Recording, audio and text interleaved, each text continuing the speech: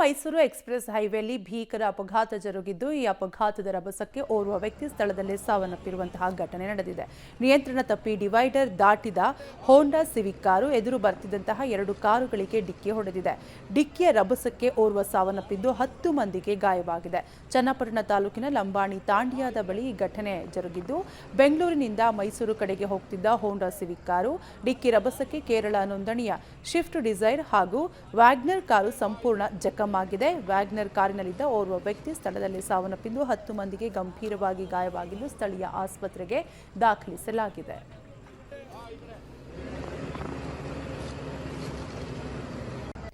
ಸಮುದ್ರದಲ್ಲಿ ಈಜಲು ತೆರಳಿದ್ದಂತಹ 2 ಬಾಲಕರು ನೀರು ಪಾಲಾಗಿರುವಂತಹ ಘಟನೆ ನಡೆದಿದೆ. ಮಂಗಳೂರು ಹೊರವಲಯದ ಸೂರತ್ಕಲ್ನ ಬೀಚ್ನಲ್ಲಿ ಈ ಘಟನೆ ನಡೆದಿದ್ದು ಮುಂಬೈನಿಂದ ಸೂರತ್ಕಲ್ ಸುರಿಂಚೆ ಎಂಬಲ್ಲಿನ ಮದುವೆ ಕಾರ್ಯಕ್ರಮಕ್ಕೆ ಬಂದಿದ್ದ ಕುಟುಂಬ 10 ಜನರ ತಂಡ ಸಂಜೆ ವೇಳೆಗೆ ಬೀಚ್ ಬಳಿ ಬಂದಿದ್ದಂತಹ ಸಂದರ್ಭದಲ್ಲಿ ಈ ದುರ್ಘಟನೆ ನಡೆದಿದೆ.